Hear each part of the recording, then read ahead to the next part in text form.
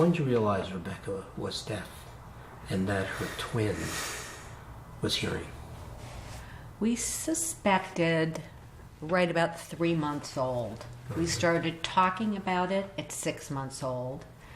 We went to the pediatrician shortly after that, probably around 9 months, I would say, and he was convinced that I had issues and needed to get help, I believe were his exact words. So I asked for the records nicely and went immediately to another pediatrician who requested that we wait 3 additional months before he tested her. So by the time we made the changes, Rebecca was 18 months old by the time she was diagnosed, and later asked the pediatrician why, once we got to be friendly with him and feel comfortable asking the question, because it turned out he was an honorary board member of Tripod.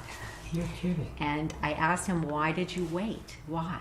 And he said, because I didn't know you well enough. And he said 98% of the time, parents have fears about their children that are incorrect. And 2% of the time, they're right. And it's my job to know the difference. And he said, I didn't know you. So I felt that I wanted to wait to test her those 3 additional months. By 18 months, she was already incredibly frustrated, incredibly angry, incredibly difficult. She didn't have any way to communicate with us. And it was just really clear that for her, the right decision was to give her a way to communicate immediately. I think if you took the frustration she already had and added to it the insistence that she be oral, we would have had a disaster. I mean, she was throwing hearing aids out the window at that age. Why did you decide it was Tripod? We took about 2 weeks to do crash course in deafness. We visited the Trice clinic, we visited Tripod, we met with deaf educators, we met with deaf psychologists. I'd say we just learned as much as we could in a very short period of time. And Mark and I, one of the meetings we had was actually a lunch with a deaf school teacher who said to us... He was hearing. Yeah, but that's correct. He was a teacher of the That's deaf. right, Yeah. Ira was hearing, but he taught the deaf. And Ira said to us, it's really very simple. You have a decision to make. Do you want your child to learn to speak, or do you want your child to learn?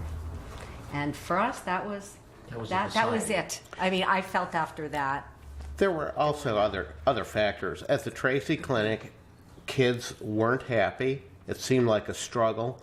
A parent, and generally a mom, had to stop working to attend to that full time.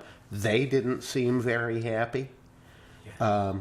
We also both had some background in sign language, Trice having taken classes through National Theater of the Deaf. Oh. I also grew up next door to the American School for the Deaf. Oh, for heaven's so sakes. although I didn't have any direct interface with them, that deaf people were very much around in my childhood and in my neighborhood. And So for you, deafness wasn't quote-unquote an aberration. You grew up around it. that's correct.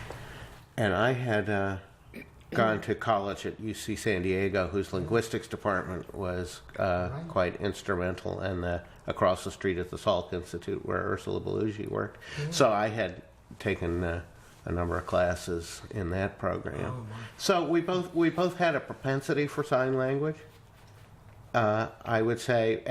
But the clincher was to go out to Tripod to see kids that were just normal, happy kids playing and laughing and running around.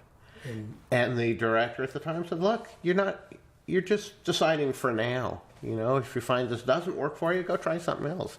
But that difference, that contrast between the Trice clinic and what kids seemed like there versus at the Tripod preschool was significant.